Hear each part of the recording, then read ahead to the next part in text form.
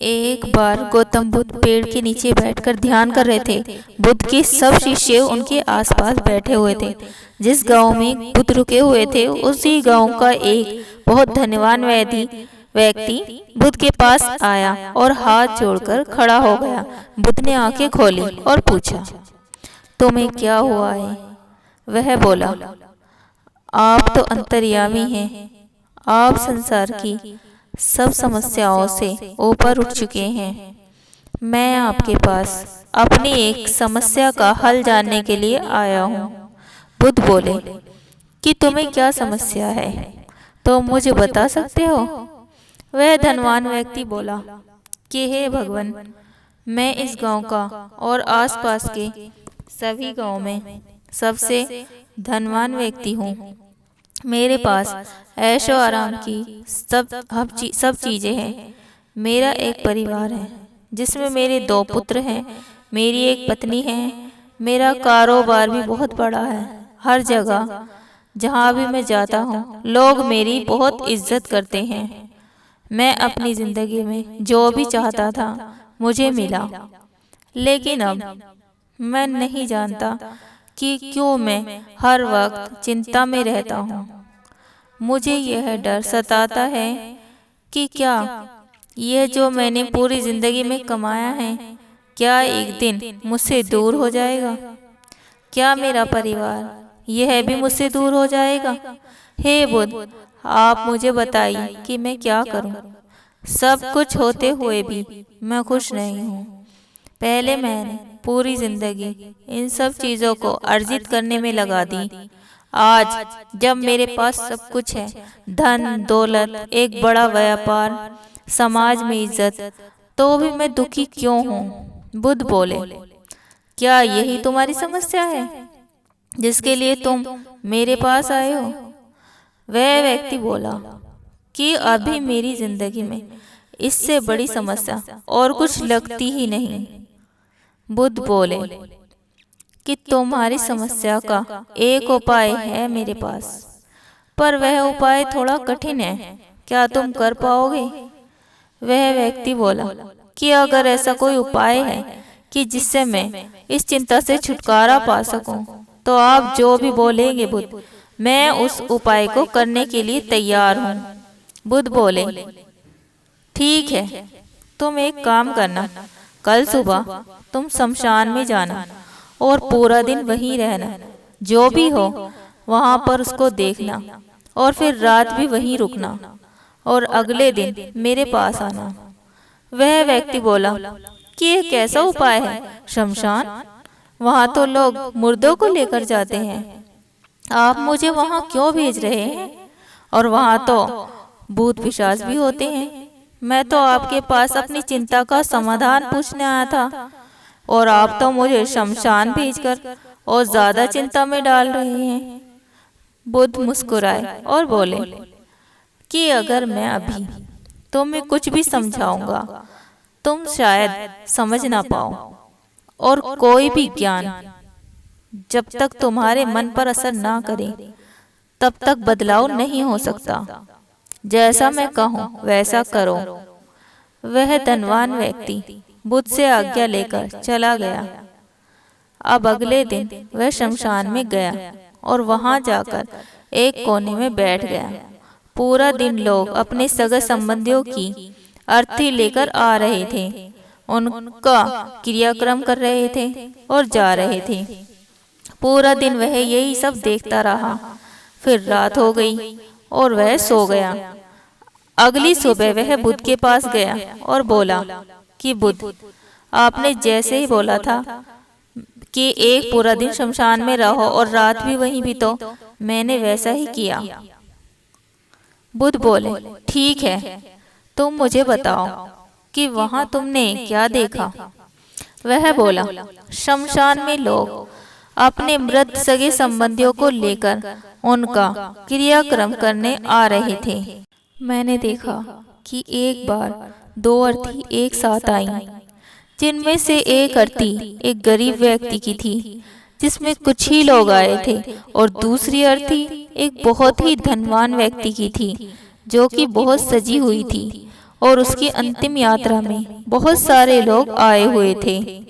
धनवान व्यक्ति के मृत शरीर को चंदन की लकड़ी पर जलाया गया और गरीब व्यक्ति की चिता को साधारण लकड़ी पर जलाया गया।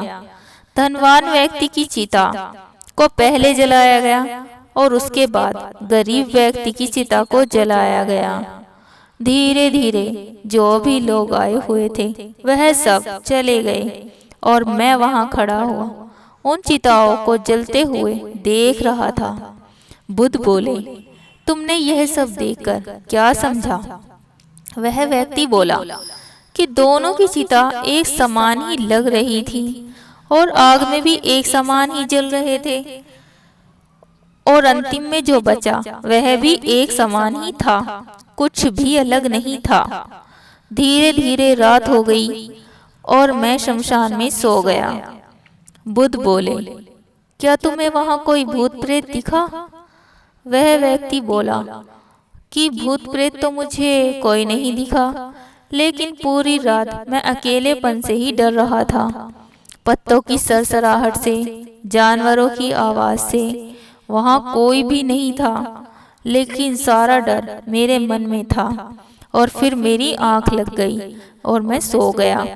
फिर मुझे बहुत अजीब सा सपना आया और मैं सुबह उठा और सीधा आपके पास आ गया। बुद्ध ने बोला कि तुम्हें क्या सपना आया?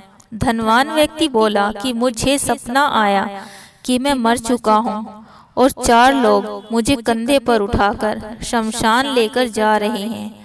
मेरा बड़ा पुत्र सबसे आगे चल रहा है। मेरी पत्नी फूट फूट कर रो रही है। मेरे छोटे पुत्र ने भी मुझे कंधा दे रखा है।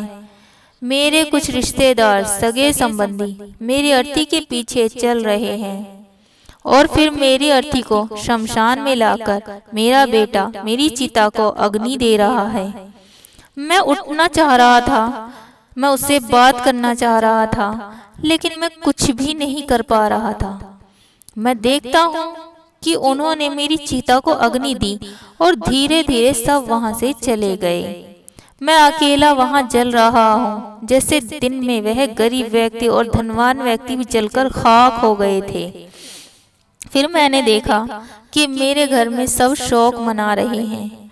धीरे धीरे दिन बीतने लगे और सब मुझे भूलने लगे। मेरे दोनों बेटे धन और संपत्ति के लिए आपस में लड़ रहे हैं। इतना सब जो मैंने कमाया था, मैं साथ कुछ भी नहीं ले पाया, सब मैंने यहीं छोड़ दिया। मैंने यह भी देखा कि कुछ लोग मेरे बारे में यह भी बोल रहे हैं कि मैंने जिंदगी में कभी किसी की मदद नहीं की। पैसा मैंने बहुत कमाया, लेकिन मैंने कभी दान नहीं किया। मैं ये सब चीजें देख रहा था, लेकिन किसी को कुछ समझा नहीं पा रहा था। इसके बाद मैं बहुत हल्का महसूस करने लगा, जैसे मेरी सारी चिंताएं खत्म हो गई हैं। उन सब चिंताओं से मैं मुक्त हो चुका हूँ। जिन चीजों को खोने का डर मुझे हमेशा सताता रहता था, उनसे मैं दूर हो चुका हूँ और एक शांति का अनुभव महसूस कर रहा हूँ। बुद्ध मुस्कुराए और बोले, एक दिन तो इस दुनिया से सबको जाना ही होता है। जीवन हमें परोपकार और ज्ञान से जीना चाहिए। किसी को भी कभी कष्ट नहीं पहुंचाना चाहिए। धन के पीछे हमेशा भागकर कुछ नहीं होता। अंत में हम सबको सब कुछ यही छोड़कर जाना होता है। हमारे साथ सिर्फ हमारे कर्म जाते हैं। हमने जो भी धन दौलत, व्यापार, रिश्ते, जो भी कुछ इस दुनिया में बनाया, उनमें से कुछ भी हम अपने साथ नहीं ले जा सकते। इसलिए हमें अपने धन को अच्छे कामों में लगाना चाहिए। धन कमाना गलत नहीं है।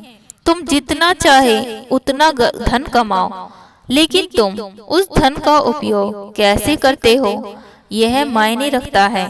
अगर तुम्हारा वह धन किसी जरूरतमंद के काम आया तो वह अमूल्य है। इसलिए हमें धन का दान देना चाहिए, दूसरों की मदद करनी चाहिए। अगर तुम्हारे पास मदद के लिए धन नहीं है तो तुम किसी को सही मार्ग दिखाकर भी उसकी मदद कर सकते हो। यह भी तुम्हारे अच्छे कर्मों में लिखा जाएगा। फिर बुद्ध बोले, तुम हमेशा जिन चीजों की चिंता कर रहे थे, जिस धन की चिंता कर रहे थे, जिन रिश्तों की चिंता कर रहे थे, तुमने खुद महसूस किया कि एक दिन सब यही छूट जाएगा। तुम्हारे रिश्तेदार, सगे संबंधी तुम्हें एक दिन भूल जाएंगे। जो ज्ञान तुम्हें कल प्राप्त हुआ है उसको लक्ष्य बनाओ। तुम्हें ध्यान करना चाहिए। ईश्वर का ध्यान करने से तुम हर बंधन से मुक्त हो जाओगे। तुम्हें ऐसा एहसास होगा कि यह शरीर ईश्वर है और आत्मा अमर है। तुम अपनी आत्मा को पहचान पाओगे और इस बंधन से मुक्त हो जाओगे। दोस्तों, अगर आप हमारे चैनल पर नए हैं और अभी तक आपने हमारे चैनल को सब्सक्राइब नहीं किया है तो वीडियो पसंद आई हो तो लाइक कीजिएगा, दोस्तों में शेयर कीजिएगा और चैनल को सब्सक्राइब जरूर कीजिएगा। तो चलते हैं, मिलते हैं अगली नई वीडियो के साथ।